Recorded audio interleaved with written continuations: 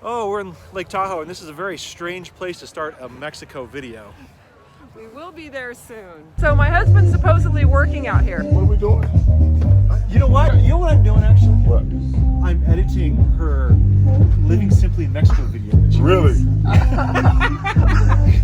She has a YouTube channel. You got a YouTube channel? Celebrities walking by here, and I'm trying to get some work done.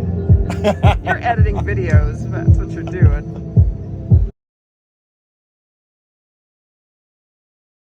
Hey, this is Ada. And this is Stefan. And welcome to Living Simply in Mexico. So this one's a little bit of an impromptu video. It's about what you should know before moving to Mexico.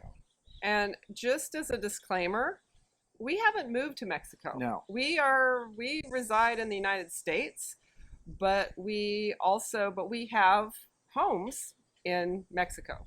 We come down about once a month for a decent duration, and we've learned a lot over that time. Alrighty, I'm off to get my haircut this morning by Eddie. I actually met Eddie listening to the Puerto Vallarta travel show done by Barry Kessler. It's a great podcast. I think he also has it on YouTube as well. I'll put a link to it. But I chatted with Eddie a while back, and he has a wealth of knowledge. Being a hairstylist, he knows everything and everybody. And he knows a lot of expats and people that travel in on vacation. All right, so Eddie's hair salon is 1.5 blocks off the Malecon on, I'm hoping you're pronouncing correctly, Abasolo and Juarez. And yeah, that's where I go and get my hair done. And one of the things that Eddie, brought up a few haircuts back was, you know what? I hear a lot from expats and people that come down about their journey to Mexico and specifically Puerto Vallarta, and some of the misgivings about that, and some of the things that people tell me are people should know. I did find my limit on what we share here on YouTube. I decided when I got my haircut this week to actually go down while getting my haircut and chat with Eddie. And so me in a cape getting my haircut, that was a bridge a little too far for YouTube, but you're in luck if you're into that sort of thing, watching someone get their haircut chatting. We did put that on our Facebook group. So if you'd like to see the full video of my haircut, talking with Eddie about Puerto Vallarta and some of the things that he's learned, definitely join our group and watch that video because it's out there right now. We come from kind of that school of Lonely Planet travelers back in the day when, we like to be a little bit off the beaten path. Not that Puerto Vallarta is off the beaten path. Definitely not. But I would rather be where someplace is a little grittier, a little bit more interesting than being someplace that's very, just sparkly, clean, sterile. And in my opinion, that can be sometimes boring. We came here to find a place that we could call home down here that gave us something that our home in the United States doesn't give us. A couple things that come to mind about coming down here. I'm originally from the Midwest. Ada's originally from California. I moved out to California halfway through my life. So I've got this weird split between Midwest, California, and now Mexico. And what's really interesting coming from the Midwest is you go through winters. A lot of people are working until retirement.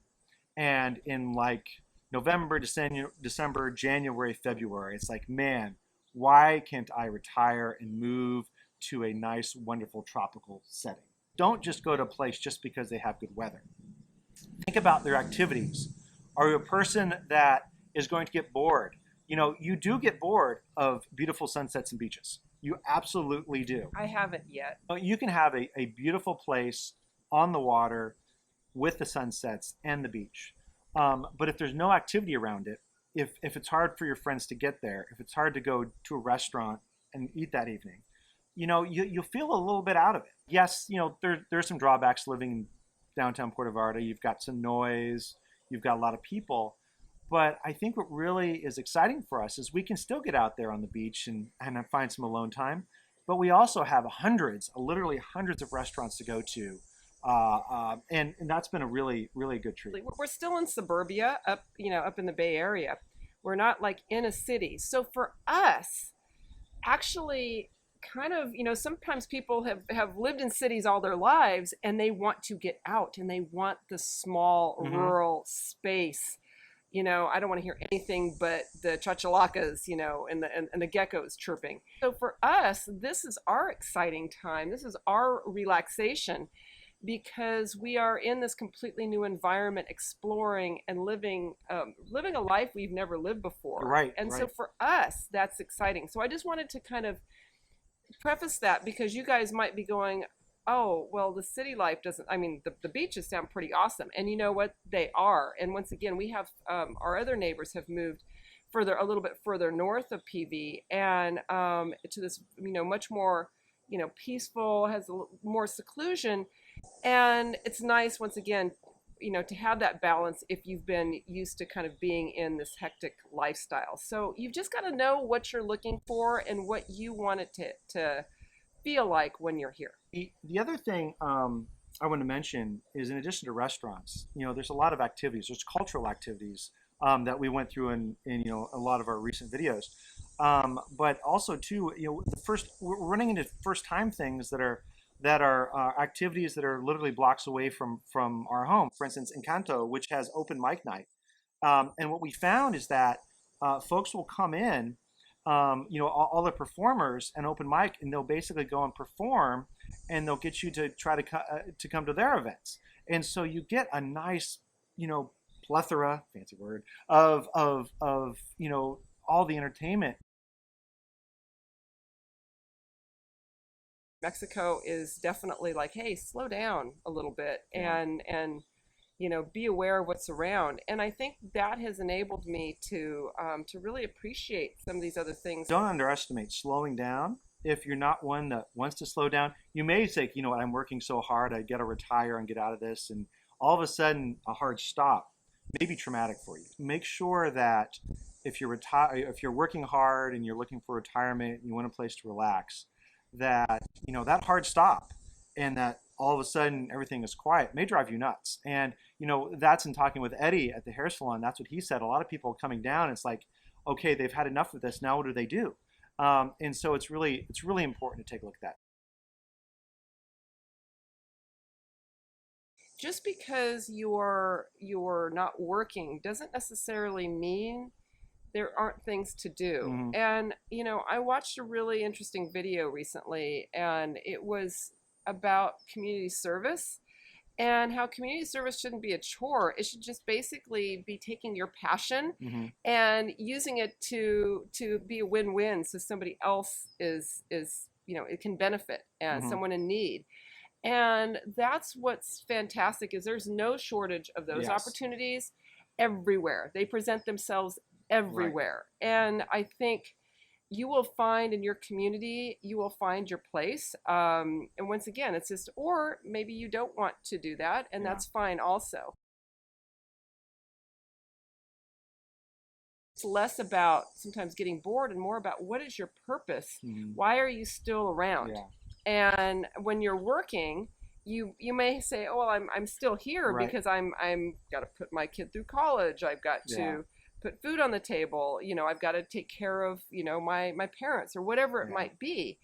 And, as things change, it's a matter of, I think, thinking about what is important to you. Why are we here? Why are you here? And I guess my not my counter to that, but my point there is that if you're in a city, larger city or whatnot, you have that flexibility. If you literally have no community, then it's a lot more difficult. You obviously have to find things you want to do, you're passionate for yourself. Some places where you live in Mexico, you'll have bad internet access, bad electricity, maybe you have no internet access. And so all those things you need to take into consideration when thinking about moving to Mexico. But it may be, who do you want to connect with? Do you want to connect with locals?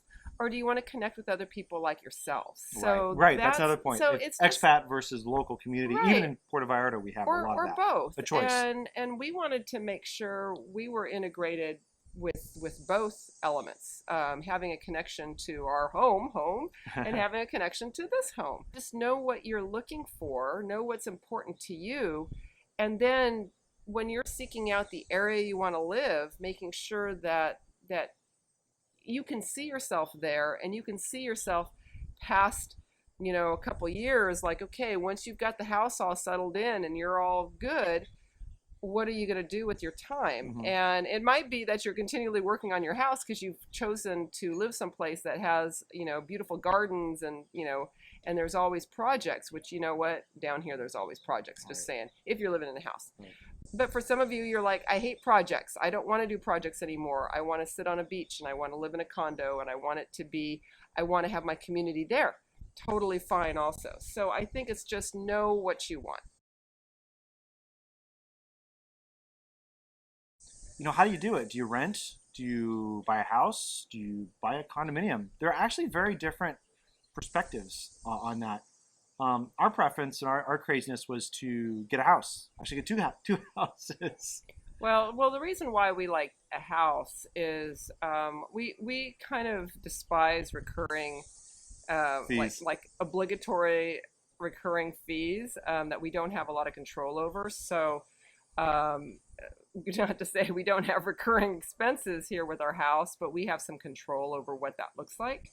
But there's some definite benefits to being in a place that's either a community, like whether maybe you have a standalone house, Mm-hmm. it's in a gated community, Mm-hmm. or you have or you living in some in an area that is a condo.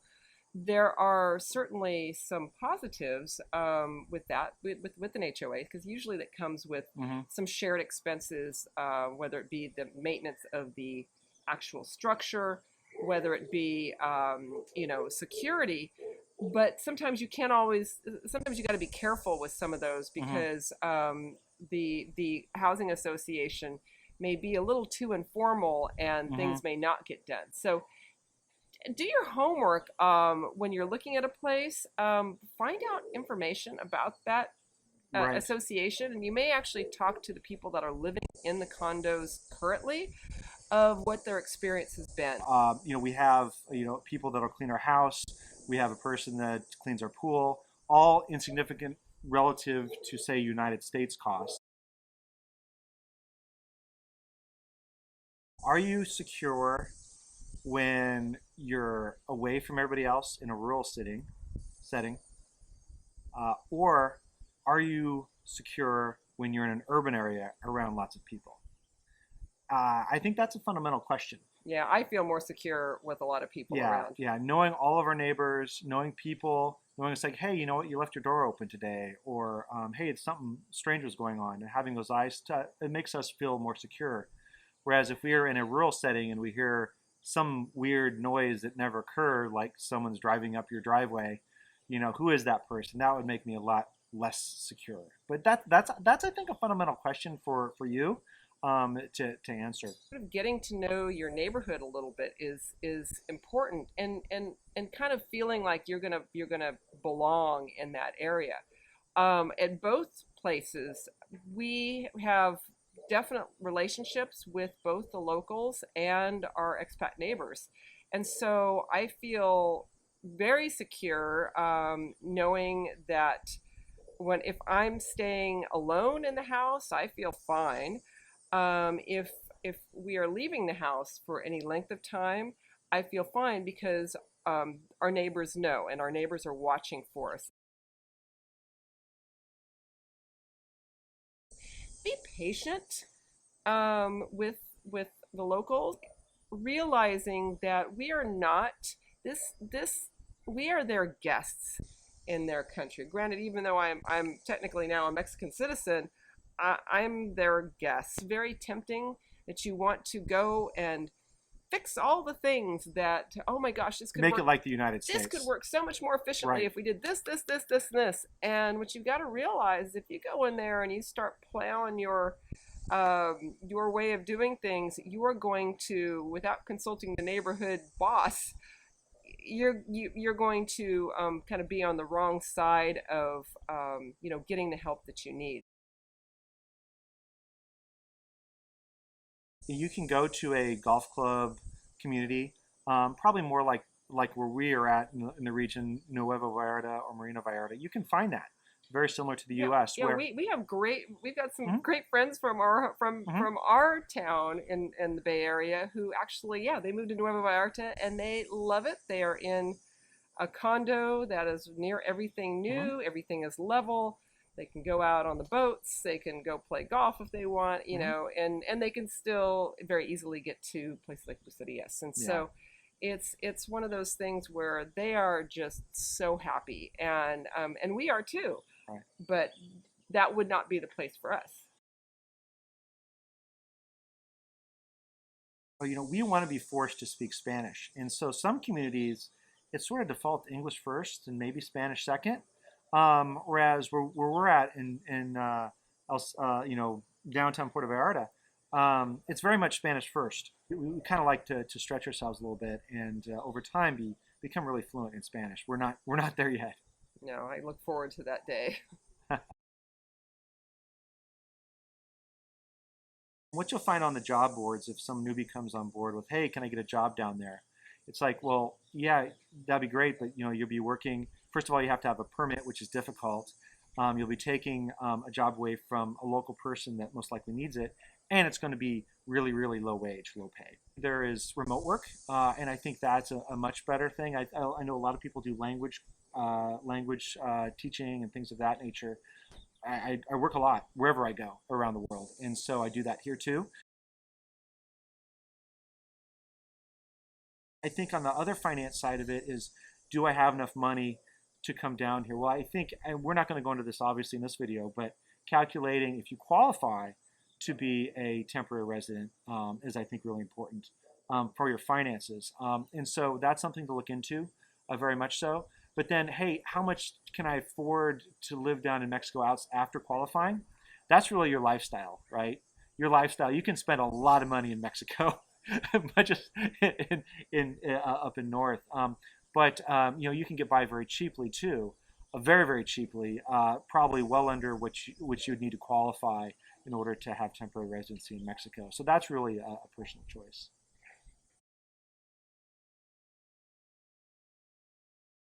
And also too, when you talk about different visas, that's an interesting one too, because we go back and forth. Literally, I'm actually fit tourist visa. It's kind of crazy, but since I go back and forth and I'm working up north, it just makes sense. Whereas Ada, with her background, became a Mexican citizen, and so obviously you're different. We're not going to again go into the But details I'm of still a Mexican citizen residing in the United States. right. So that's actually specified. Hmm.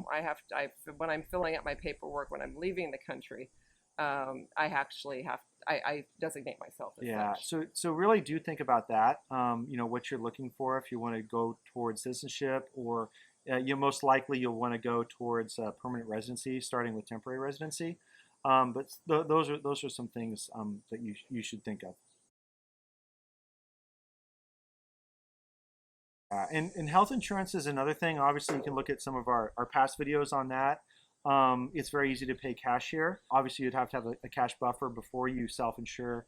One of the things that we heard and we're thinking about is getting health insurance proactively because of, right now we're pretty good, luckily, without having any pre-existing conditions. And so you can lock in, and obviously health insurance is pretty low that you can buy from a private standpoint. That's really good. And if you're Canadian, that's something to consider too, because I know a lot of our Canadian friends, they can only be out of the country for so long and then have to return to maintain their health insurance. And the big question for me really is when you get rid of U.S. health insurance, because if you want the best of the best of the best and you want to go to the Mayo Clinic or something like that, obviously you want to have some insurance. And so those are some things we'll probably be talking about in the future in our videos. Jokingly, not so jokingly, talked about, like, aging parents. And once again, it's like, if they need extended care, if there's a situation where they need extended care in the United States, that is that just will break people in terms Hmm. of Yeah, finances. and that's one thing that I didn't realize until I really, my mom, we had a video of in memoriam, She lived with us for quite a Yeah, long we time. were the extended care We were the facility. extended care.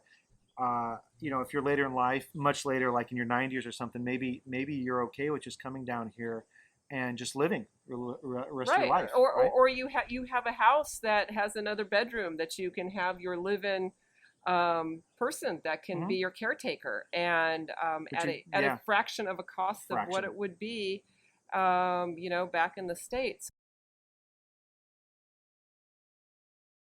Here's a thorny one that we'll tread very, very lightly on: politics.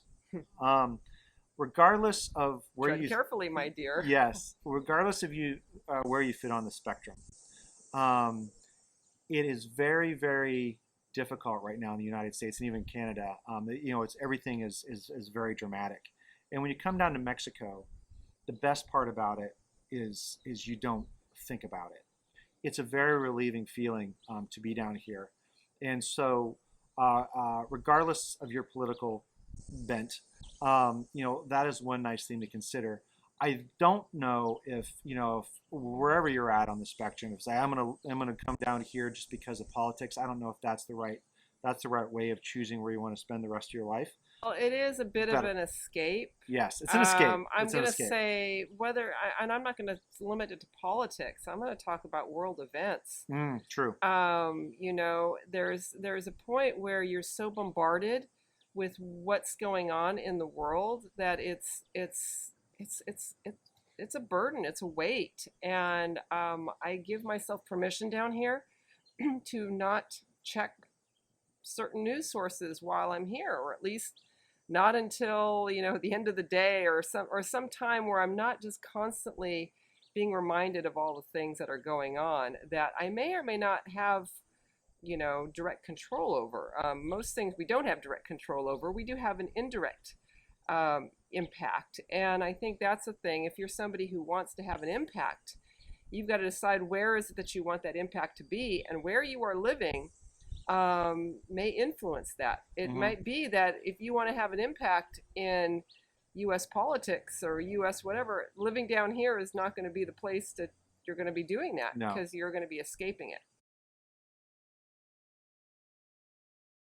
One other thing that's interesting, and again, it all depends on where you want to go, is cars. We're in, again, more downtown, and so we don't have a car. We have a garage with no car. We're running that out a little bit.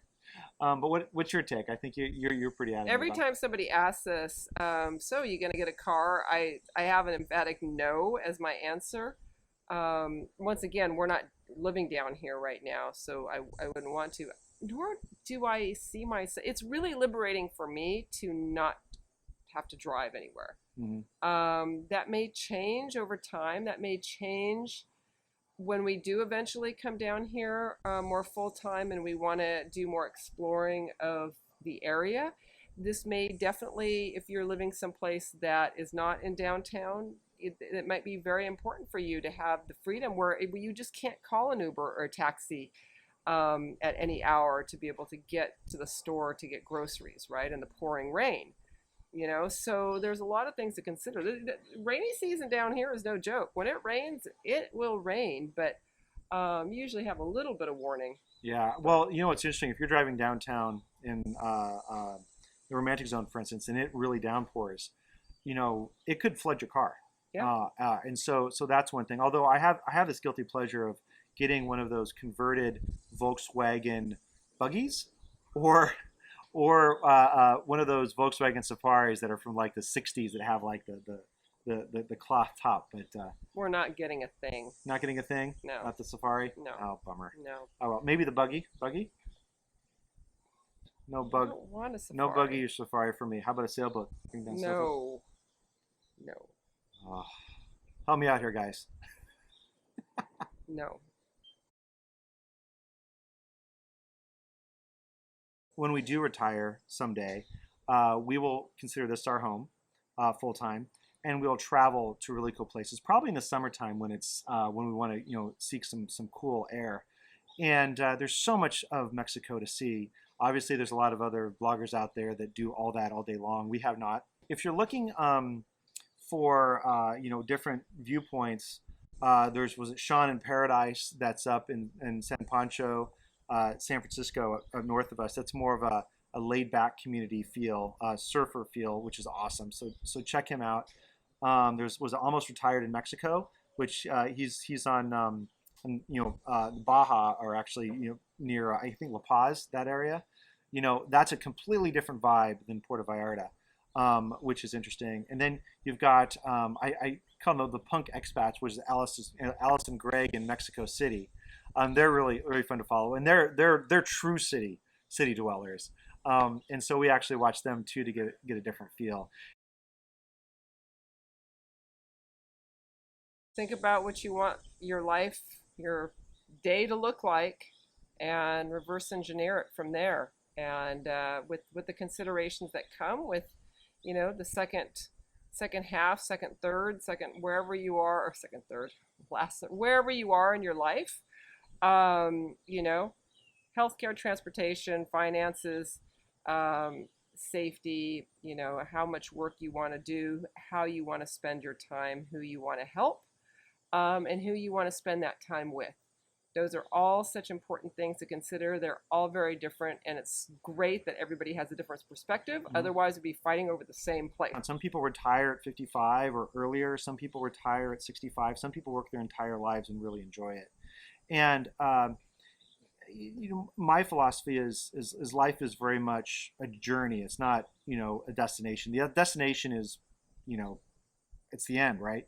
And so the idea is to really enjoy every single hour, every single minute of our lives. And that's why we're doing this, being down here in Mexico while we're still having other parts of our lives, seeing our daughter that's going through high school right now, still working, enjoying that, but still taking a moment of time out here and really being part of the community here in Mexico. And so my only thing is, if you're thinking about, should I be doing this? What should I be doing? I would say just, test your comfort zone. Test what you think is really important to you, what brings joy, and do more of that. Wouldn't you say? Sounds good to me. All right. Well, I think we've rambled on enough here. So thank you for participating in our impromptu conversation about Mexico here. And thank you so much. And I think that's it for today. Yeah. Take care, everybody. Like, subscribe, all that other stuff. Do the Facebook group. We're all about that. And also, if you need a haircut, check out Eddie. Again, he is awesome, and he'll give you all kinds of new stories. All right, well, guys, we'll see you later. Bye-bye.